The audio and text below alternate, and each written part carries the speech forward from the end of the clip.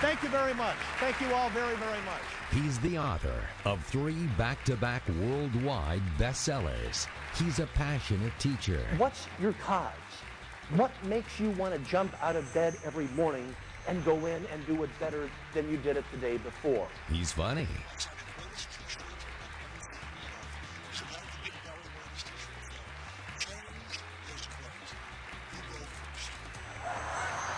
He loves leading people and companies to their full economic potential. So if you're ready to set aside any preconceived ideas that you might have, and if you're set to learn some lessons from some of the most fascinating leaders in the world, then let's go on a journey together. He's the man USA Today calls one of the 3 most in-demand business speakers in the world. And he brings people to their feet. This is Jason Jennings. He's a man who knows what drives success, and he wants to share his insights with us. Ladies and gentlemen, please a big hand for Jason Jennings. Good morning, everyone. Oh, come on. You can't be that tired yet. We need to have a great hour together. One more time. Good morning. Good morning. All right, I'll take that. I think maybe the most unnatural thing in the world is getting up in front of hundreds or thousands of people to give a speech. I'm not sure if I could probably do that. So the way I deal with it is, as I'm being introduced, I walk out onto stage, and I imagine that there's a big campfire there.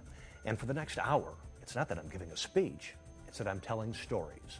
First story, I'm sitting with Charles Cope, and Charles Cope said, "Have you met $1 billion Brad yet?" And I said, $1 billion Brad? What's a $1 billion Brad? He said, "You haven't met him yet. Come on along. You got to meet $1 billion Brad."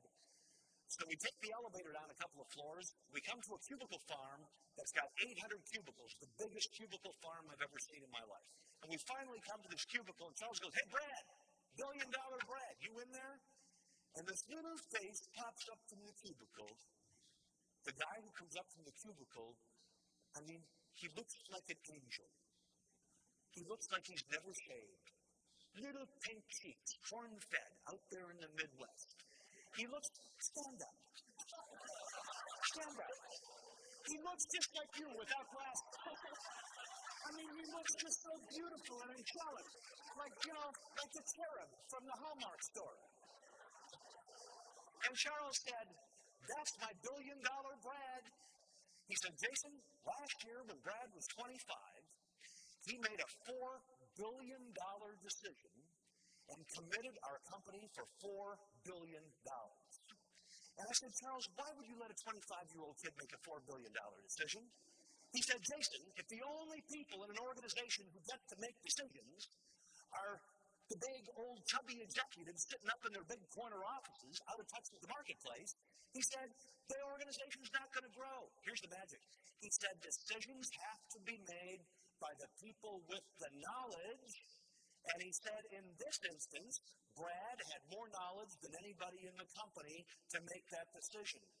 And I looked at him and I said, "But Charles, $4 billion, what if it had been the wrong decision?" He looked at me and he said, "We would have had a pretty poopy year." Then he added, "Think of how much Brad would have learned about decision-making if it had been the wrong decision." And one of the things I think that separates me from everybody else is I'm the guy that takes the time to interview on the telephone about 10 or 12 people who are going to be attending the speech. I want to ask people, what keeps you awake at night? What goes bump in the night? What are the stumbling blocks that would prevent you from achieving your full economic potential? Once I hear those things, then I'm able to select content and hopefully hit one out of the park and give people what they need to hear. I have always been absolutely fascinated by your industry. Secondly, when I had a conversation with C.C. Thompson about you, the group, and about the agenda, it was the best delivered and best prepared conversation that I've ever had in my life, and I thought, I really am going to like these people. And then last night, it's like I've known some of you for 15 or 20 years. Everybody is just, well, it was probably the booze that helped, but I mean, everybody is so happy. Everything I do is totally research-based, whether it's writing a book, whether it's preparing a speech. I frankly don't think that people are very interested in knowing what I think. What I think doesn't count. But what myself and my researchers have uncovered inside the world's best performing companies, that's what counts. Much more than standing up and giving a speech, I think of my speeches as an opportunity to report to audiences on what we found inside the best performing companies in the world. Every one of these companies have figured out who their right customer is and then set out to systematically, not satisfy them, but exceed the expectations of the right customer. For example, this study has been replicated. You'll find it all over my website. It's been replicated scores of times. I promise you, 2/3 of all people who stop doing business with you will describe themselves as being satisfied. Clearly, being satisfied is no longer enough in this maddening world we live in to act as a precursor of an intention to repurchase. It's one thing to motivate people and rev them up, and that's fine. But I truly want people to leave with some takeaway value, something to use in the job beginning the very next day that they can use to do a better job of achieving their full economic potential. How many of you at some point in your career have been involved in the creation of a mission statement? Would you raise your hands? Now, is that a waste of time or what? Honest to God. A group of the special people are selected. They take a couple of cases of beer and a cheap cardboard box of wine, retire to a lakeside cabin for a weekend to come up with this damn mission statement. And here's the good part. While they're half in the bag, they come up with some good stuff. I think we ought to be doing this. But of course, the booze runs out on Saturday night. Sunday morning, they know they need to nail down this mission statement.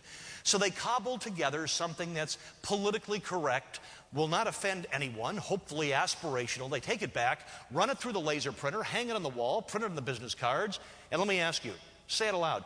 What changes as a result of the new mission statement? Say it. Nothing.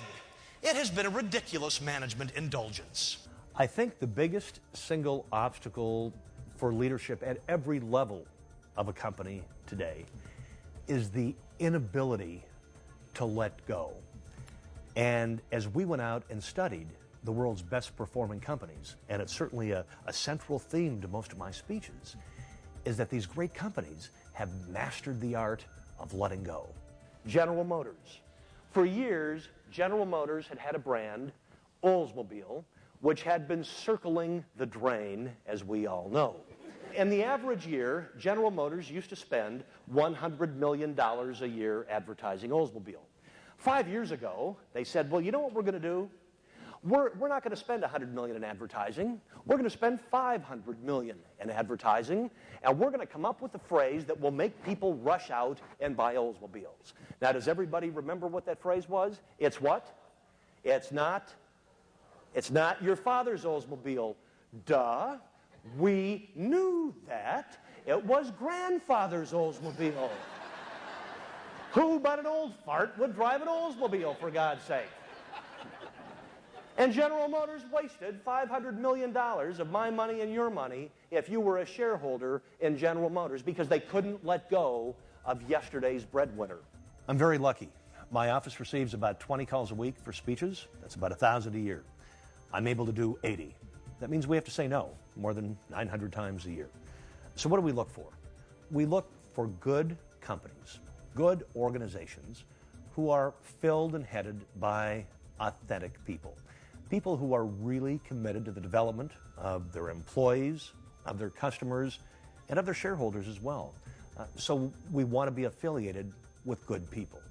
Stewards are accessible. Do you know that the CEOs of every one of these companies, including Charles Koch, have listed home telephone numbers? Listed home telephone numbers. And I was sitting down with one of them saying, now why in the world would you have a telephone number in the phone book? You're the CEO of a huge company.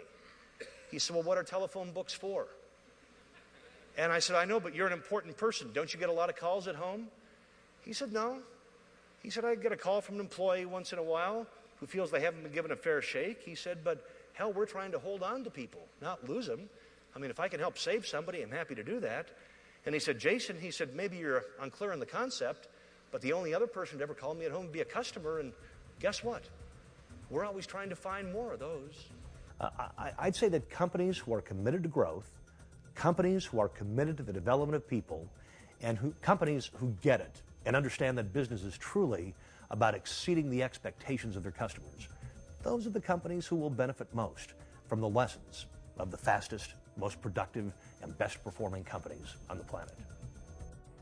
And I would like to get a group of incredible entrepreneurs like you on my website tomorrow morning.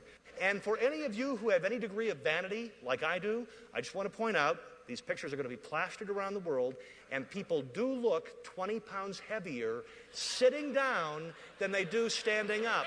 Randy, you can lead it. God bless you. Today, they are the largest catalog merchant in the world. They will mail about 165 million catalogs this year. What a wonderful bunch of people.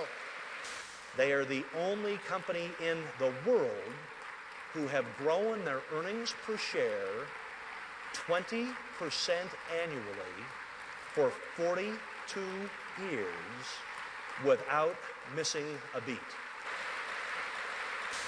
During the past 11 years, they've taken the time it takes to make a ton of steel from 11 hours to 30 minutes. You said you want to be better leaders. You said you wanted to be better managers. You said you wanted to grow your business. Let me ask you a question. Do you think there might be something to learn from Jim and Dick Cabela? Yes or no? Do you think there might be something to learn from Mary and Sandler at World Savings? Yes or no? And do you think there might be something to learn from Dan D'Amico at Nucor Steel? Yes or no? All right.